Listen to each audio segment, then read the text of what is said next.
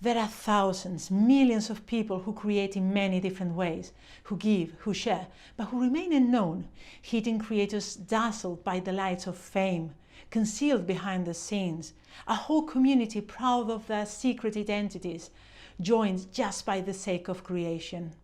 You won't see them under the spotlight, you won't see their name shining in any marquee. They are simply nobodies. So, I'm nobody, but who are you? Are you nobody too? Wow, it's so exciting to find another nobody. Then there's a pair of us, and it makes me look a lot less rare and weird. But please, it's really important that we keep our identities in secret. So don't tell, they'd advertise, you know.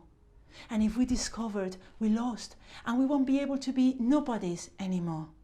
Oh, and you know how dreary to be somebody, always trying to catch and crave for people's attention. What a hard work. And even worse, becoming a somebody will make us lose our privacy. Think of how public they become. Public and loud like a frog. Yeah, really dreary. To tell one's name the livelong day. Or could you just please be quiet for a while?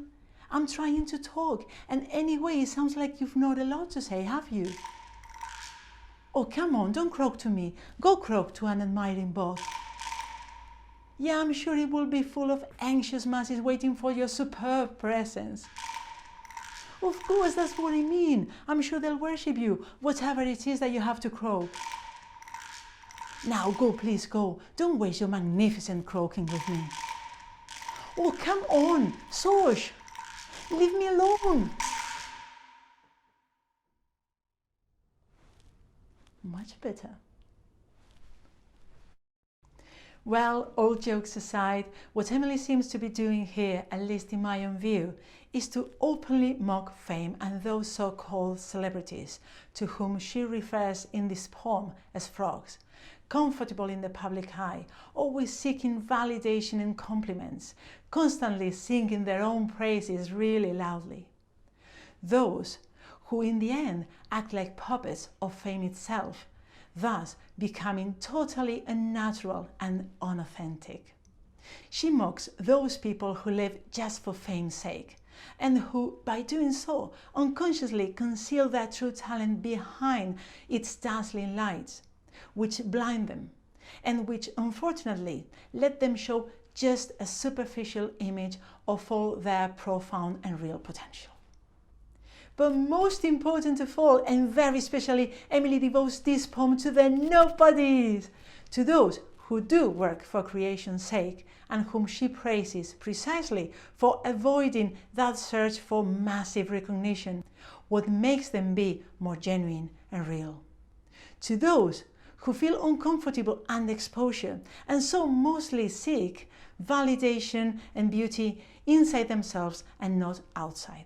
She devotes this poem to those who, freed from that obsessive need for attention, can create freely. For they do not need to pretend, or to constantly explain themselves, or to suffer permanent judgment, which are some of the many troubles that fame can lead to. For even though for many recognition and fame is something sublime, a goal that should be achieved by everyone, actually fame can constitute a huge burden.